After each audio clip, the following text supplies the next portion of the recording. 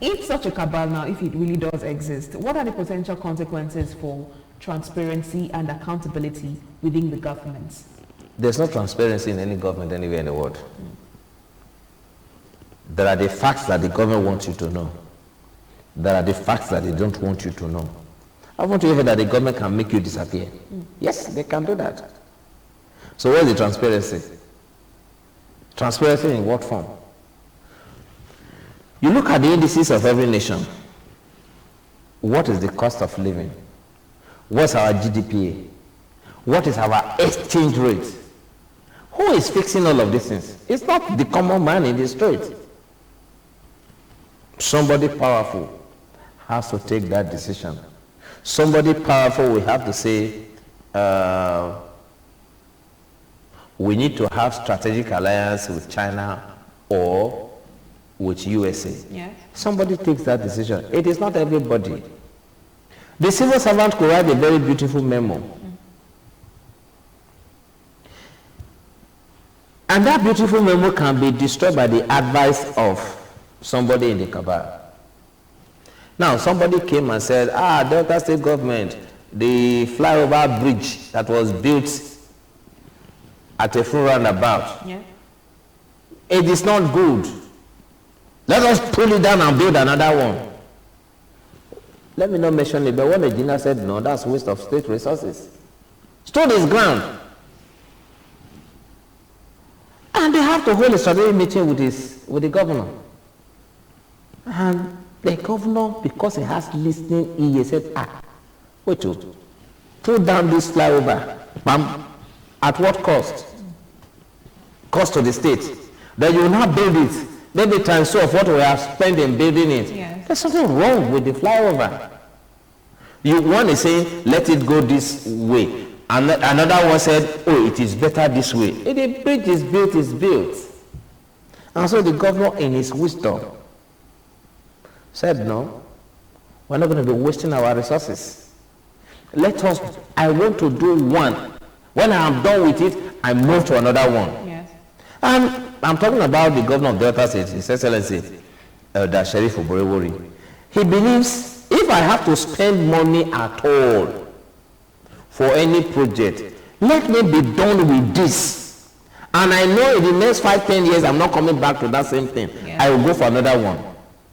That is what it stands for. And you may not like it.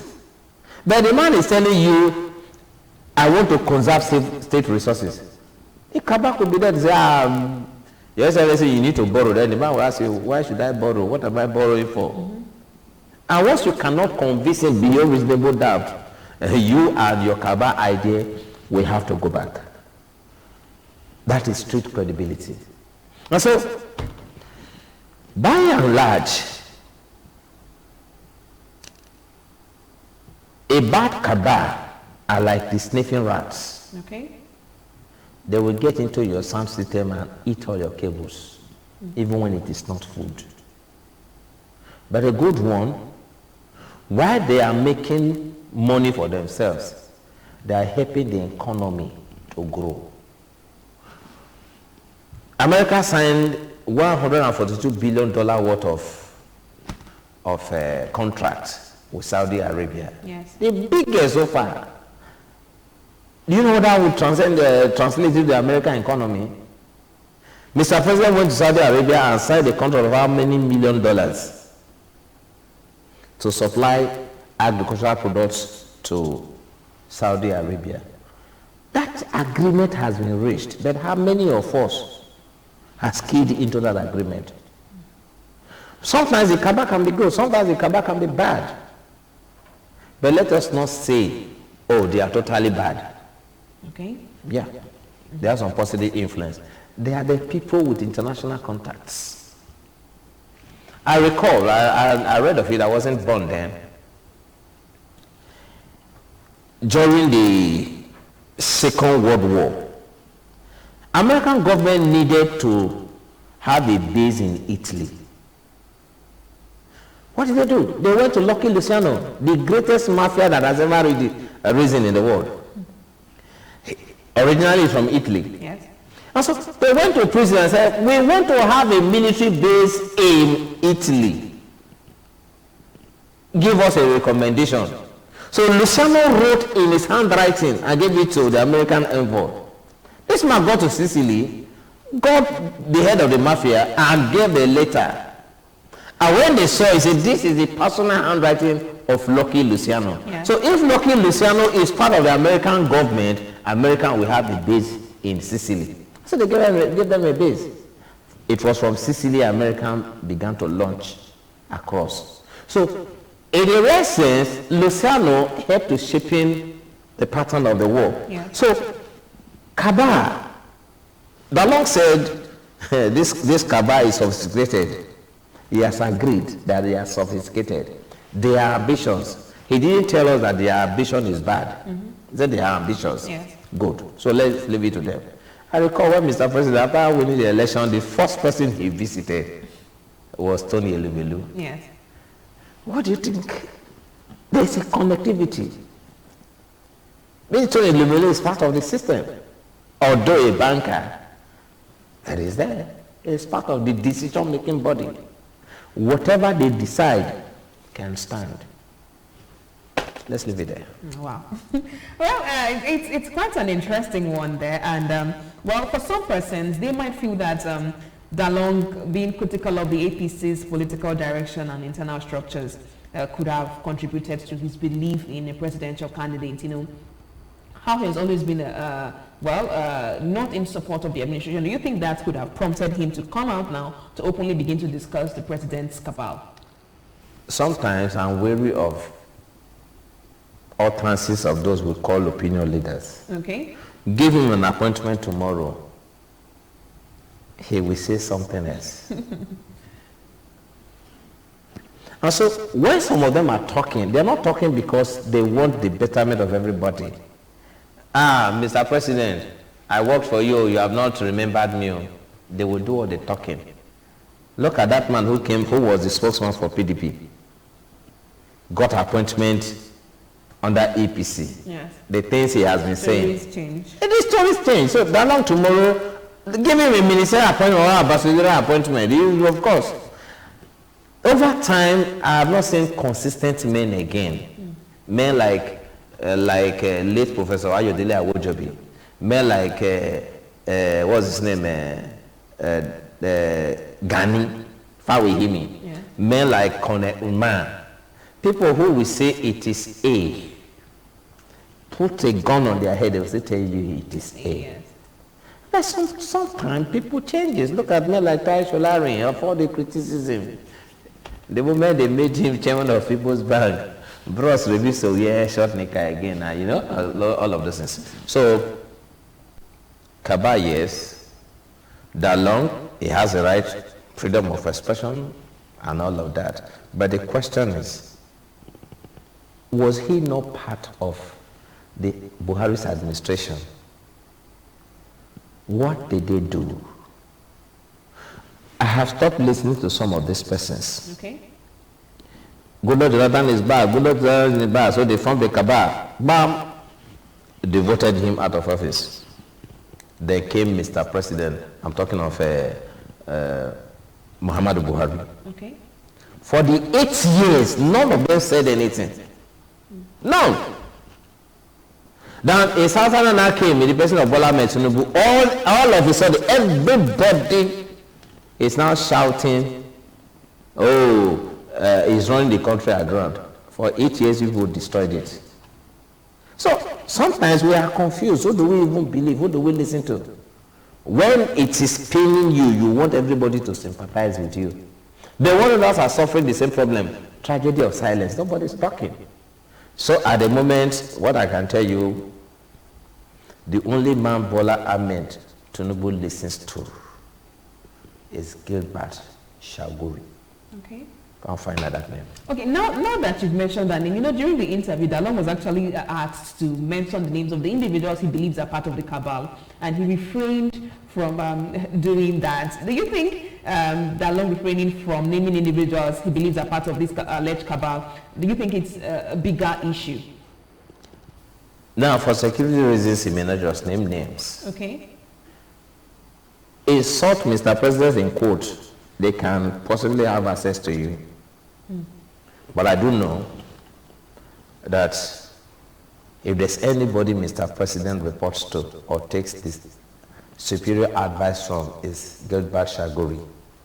Chagoury at the moment is based in France. Okay, hence you drew that from the constant visits to France. Exactly. Okay. Gilbert cannot be in America because the American government has issues with him. He cannot be in UK because the UK government has issue with him. So the only place he is he cannot go to China. Of course, he's going to have issues with China and all the others. So he's based in France. And so if Mr. President goes to France maybe twice or 3 times in a year, yes. One maybe for working visit, maybe for health, he has not been going to France for health issues before now. All his health issue has been in UK. Yeah. But all of a sudden the itinerary has changed to France. And I know that Chagoury is in France. So that is the only man he's visiting in France. Now, what do you think, or what measures do you think can be taken, or would you suggest to mitigate undue influence in a government? One, our orientation has to change. Okay. Governance is not about looting. But the quickest way to make money in Nigeria is political office, or perhaps a church. Yeah. That is the quickest way you can make money. I have come to observe that we have large number of billionaires in Nigeria who don't even have a single factory, who don't even have a single product, who don't even have a single service to offer. And so, until we change our orientation that it is not all about grabbing and grabbing, like what the young man is doing, Traore is doing in Burkina Faso. It's about the people. It's about the national interest. Until we have that conception in our hearts, body, soul, and spirit, the Cabal will always have their way. The Cabal will always have their way. And if the Cabal is too selfish, the people will perish. That is why the Bible said, when the righteous are in authority, the people rejoice. If the Cabal is so self-centered, it is their interest for. That's why somebody can tell the whole world that 14 million naira is not enough for him as salary. Madness. Really interesting times that we are living in presently. Well, with all of these issues going on, do you think that these allegations of cabals here and there, do you think it might have an a negative influence on the people's perception of the APC and the president's administration? I think Nigeria have come to a situation of I don't care anymore. I don't care attitude is not in. That is why they want to smuggle, they want to make a bill to say if you don't vote, you go to 6 months imprisonment. That's desperate act. They know Nigeria like, I beg, not do now. After all, what did you that day? Now your mama be that too. You understand it? Yeah. The people are constantly distancing themselves from the political affairs of the country. How do you expect a man who is hungry to be interested in what you are saying? How do you expect somebody who is dying and cannot treat himself? How do you expect that? And so we have come to a situation to your tent, O Israel. I think the administration of Bola Ahmed Tinubu need to do more. Okay. One, let the price of goods and services come down. Although it is coming down, but the retailers are not even letting us know. Sometimes I bought a bag of rice for over 105,000 naira. Yes. But the same bag of rice has come to about 75, 80,000.